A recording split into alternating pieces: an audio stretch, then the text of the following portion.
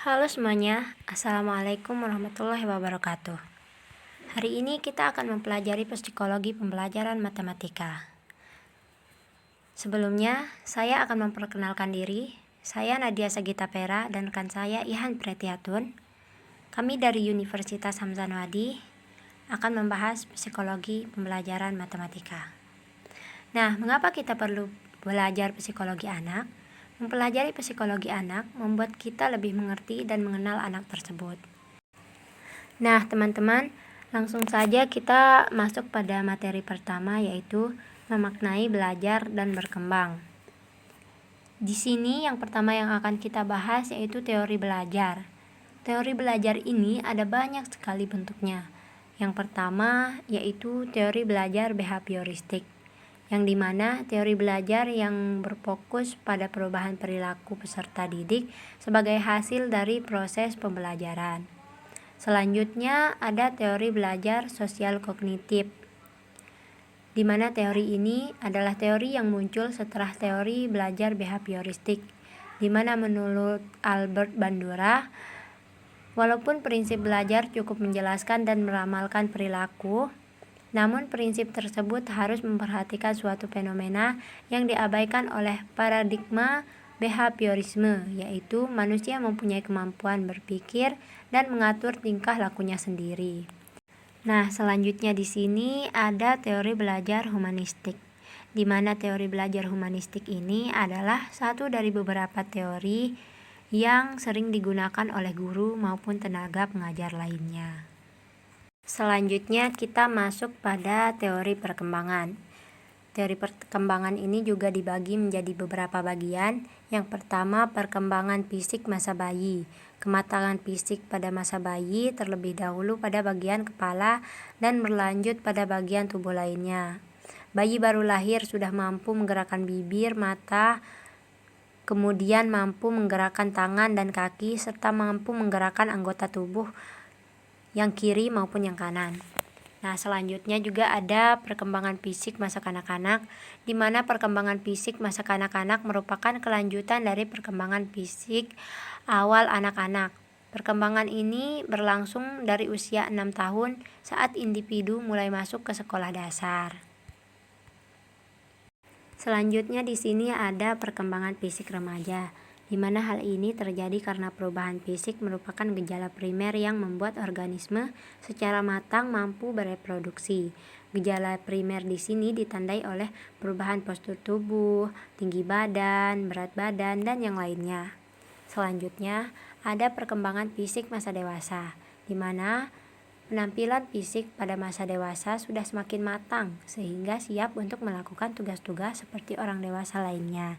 Misalnya nih, bekerja, menikah, dan memiliki anak.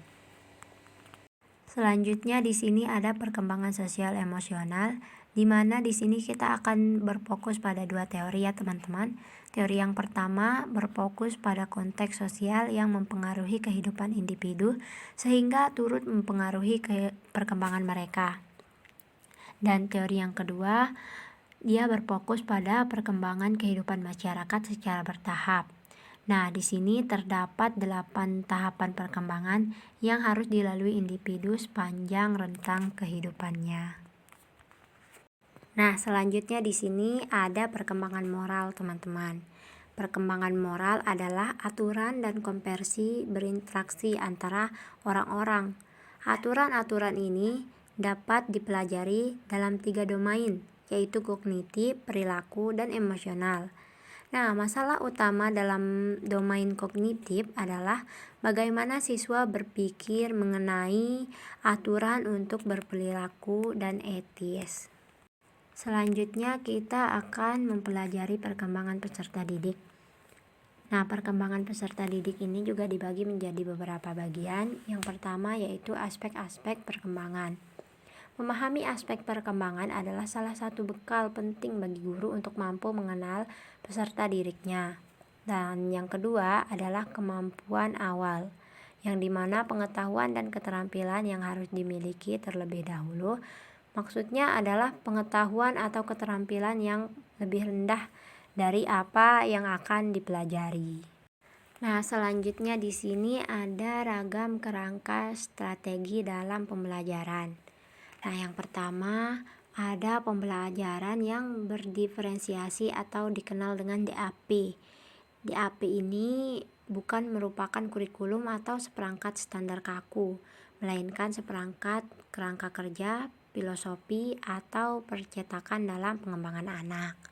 Nah, selanjutnya ada perkembangan yang tanggap budaya. Nah, Indonesia kan merupakan negara kepulauan dengan sejuta budaya nih. Kondisi alam yang beraneka ragam membuat masyarakat Indonesia memiliki pengalaman yang beragam pula dalam mencari kesehariannya. Nah, selanjutnya ada pembelajaran yang sesuai level. Nah, sampai saat ini pendidikan di Indonesia dikelompokkan berdasarkan usia peserta didik. Padahal, nah di sini juga ada penerapan kerangka strategi dalam perencanaan pembelajaran. Rencana pelaksanaan pembelajaran atau biasa disebut RPP ini dijabarkan dari silabus untuk mengarahkan kegiatan belajar peserta didik dalam upaya target pembelajaran yang sesuci dengan jenjang kemampuan serta kesiapan peserta didik di kelas. Konsep belajar matematika. Ada beberapa konsep yang diketahui dan digunakan dalam belajar matematika, di antaranya yaitu school well-being, teori Brunner, Van Hill, dan etnomatematika. Pada lingkungan sekolah, school well-being merujuk pada konsep yang dikemukakan sebagaimana dikutip Konu dan Ripela 2002. Dalam konteks ini, well-being adalah terpenuhnya kebutuhan tertentu dalam diri manusia. Terdapat 3 dimensi well-being, yaitu having, loving, dan being. School well-being adalah kondisi di mana individu dapat memenuhi kebutuhan dasarnya, baik material maupun non-material. Ada beberapa dimensi dapat menggambarkan kondisi sekolah yang sehat dan sejahtera. Yang pertama, sikap dan emosi positif terhadap situasi sekolah secara keseluruhan, baik dari peserta didik maupun guru. Yang kedua, peserta didik memiliki konsep diri yang positif dalam hal akademik. Konu dan Rimpela 2002 menjelaskan 4 dimensi, yaitu yang pertama having, yaitu bagaimana persepsi dan perasaan individu terhadap kondisi sekolah.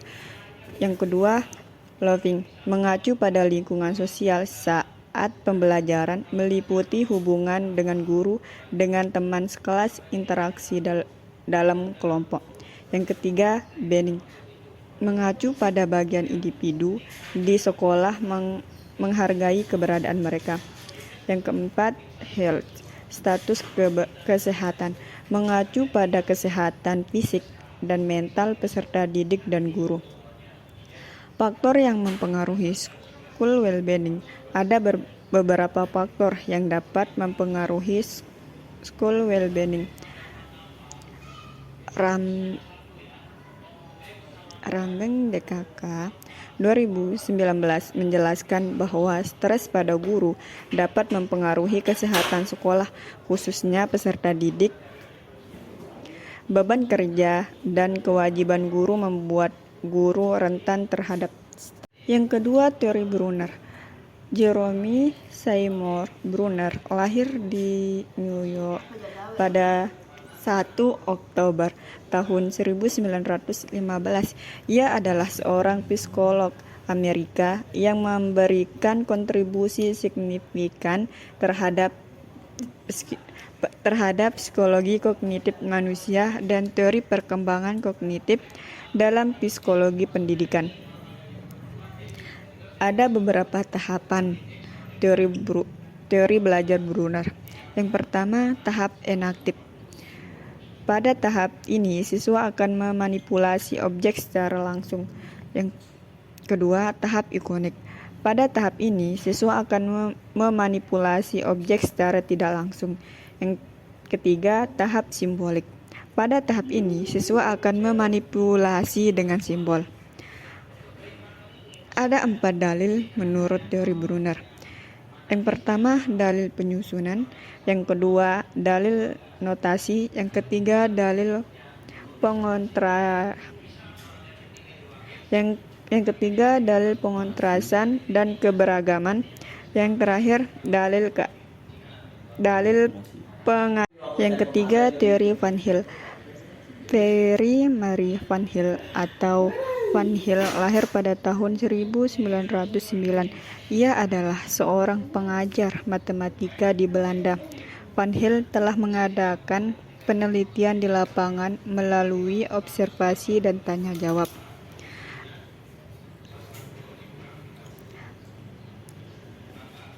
Ada 3 unsur utama dalam pengerjaan geometri. Yang pertama, waktu, materi, dan metode. Ada beberapa tahapan berpikir Van Hill. Pertama, tahapan pengenalan. Kedua, tahapan analisis. Ketiga, tahapan pengurutan. Yang keempat, tahapan deduktif. Dan yang terakhir, tahapan keakuratan. Ada 5 fase pembelajaran geometri. Yang pertama, fase informasi. Kedua, fase orientasi. Yang ketiga, fase penjelasan. Yang keempat, fase orientasi bebas. Dan yang terakhir, fase Istilah etnomatematika pertama kali diperkenalkan oleh D'Ambrosio, matematikawan Brazil pada tahun 1977. Ambrosio 1985 mengungkapkan bahwa etnomatematika adalah matematika yang dipraktikkan dalam kelompok budaya yang dapat diidentifikasi seperti kelompok etnis, kelompok kerja, dan sebagainya. Pengertian etnomatika. Etno mengacu pada konteks sosial budaya. Mathema, makna penjelasan, mengetahui, memahami, dan melakukan aktivitas. Teach, memiliki kesamaan makna dengan kata, teknik, metode, dan cara. Teori belajar Dines. Ada beberapa prinsip belajar Dines. Pertama, prinsip dinamik. Kedua, prinsip konstruktivitas. Yang ketiga, prinsip variabilitas matematik. Yang terakhir, prinsip variabilitas perseptual. Ada beberapa tahapan belajar Dines. Yang pertama, ada permainan bebas. Yang kedua, permainan dengan aturan. Yang ketiga, permainan kesamaan sifat. Yang keempat, permainan representasi. Yang kelima, permainan dengan simbolasi. Dan yang terakhir, permainan dengan formalisasi. Selanjutnya, kesulitan belajar matematika. Pengertian kesulitan dalam Kamus Umum Bahasa Indonesia menurut Puewardamita 2007 adalah suatu keadaan yang sulit. Sedangkan pengertian belajar menurut Winkel 1996, belajar adalah suatu aktivitas mental atau psikis yang berlangsung dalam interaksi aktif dengan lingkungan yang menghasilkan perubahan-perubahan dalam pengetahuan, pemahaman, keterampilan, dan nilai sikap. Jenis-jenis kesulitan belajar matematika. Pertama itu ada fakta. Fakta matematika merupakan konvensi-konvensi yang diungkap dengan simbol-simbol tertentu. Swed jadi 2000. Fakta meliputi istilah nama, notasi, lambang atau simbol, dan lain-lain. Yang kedua, konsep. Konsep adalah ide abstrak yang dapat digunakan untuk menggolongkan atau mengklarifikasikan sekumpulan objek. Observasi atau skill. Observasi adalah pengerjaan hitung atau pengerjaan aljabar dan pengajaran matematika yang lain. Yang terakhir, prinsip. Prinsip adalah objek matematika yang kompleks, dapat berupa gabungan beberapa konsep, beberapa fakta yang dibentuk melalui operasi dan relasi. Faktor-faktor kesulitan belajar siswa. Ada beberapa faktor kesulitan belajar siswa. Yang pertama itu ada faktor fakta dari dalam diri manusia itu sendiri yang meliputi sebab yang bersifat fisik, yaitu cacat tubuh. Kedua, faktor ekstern, faktor dari luar manusia.